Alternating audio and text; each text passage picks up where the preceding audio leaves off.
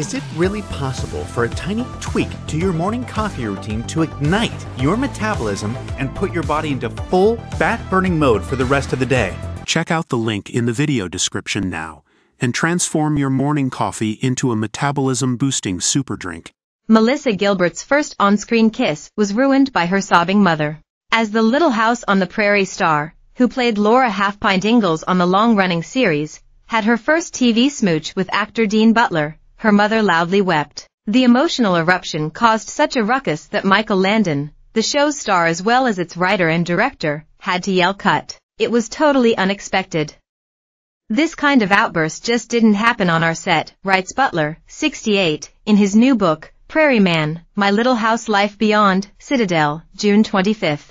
Butler played love interest Almanza Wilder, whom Laura Ingalls eventually marries, on the show. Gilbert's mother, Barbara Beals, didn't approve of his casting.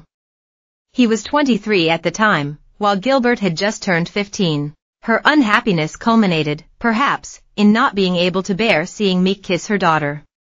It was a protective displeasure.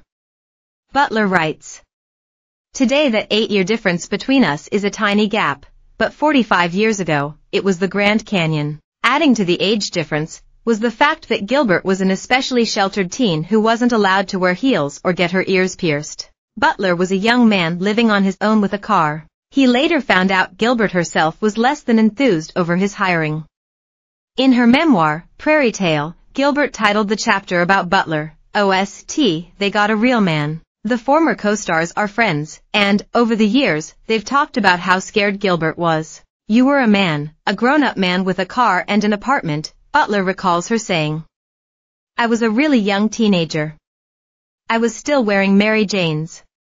I wasn't allowed to shave my legs and I'd never even been on a date." Gilbert also told him that she just wasn't ready to have that kind of physical contact with anybody. In the book, Butler dishes, with careful respect, on working with Landon, who died in 1991 at the age of 54. He wishes that he could have known him better, found a way past that grin and those sunglasses and gotten into his confidence. "For me, Michael Landon was a force of nature, a brilliant writer, director, and actor. He always appeared to be too busy for me to engage him as a mentor." But, he notes that everyone had a unique experience of Landon. The Michael that Dean Butler knew was not the same Michael that Melissa Gilbert knew. Melissa's Michael was not Karen Grassel's Michael, or Merle Olsen's Michael, he writes. In her 2021 memoir, Bright Lights, Prairie Dust, Reflections on Life, Loss, and Love from Little House's Ma, Grassel, who played Landon's wife on the series, detailed her complicated relationship with her co-star. She wrote that a salary dispute morphed into being ignored on set and left out of storylines. She also claimed Landon would often use coarse language and crack misogynistic jokes. Mike would say and make disgusting jokes about how a woman smelled after sex, Grassel told the Post in a previous interview.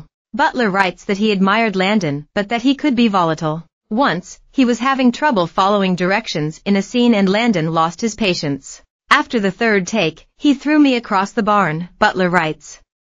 "I flew through the air like a rag doll." There were audible gasps from the crew, and a few snickers from those who had been working with Michael a long time. Butler noted that although the actor could run the production with exquisite sensitivity, he would become bored and belligerent later in the day, after an afternoon of sipping vodka from a white styrofoam cup. He also added that while Landon was wonderful in quiet moments with actors, he also told some of the most misogynistic jokes I have ever heard in my life. Everybody would laugh because the jokes were funny, but they were also filthy, and by today's standards, wildly inappropriate. Butler still regularly appears at Little House conventions and panels and says that he has immense gratitude for being part of a show that is still so beloved around the world. Looking back on his life, he writes that, "Of course, I have regrets, but Little House on the Prairie isn't one of them."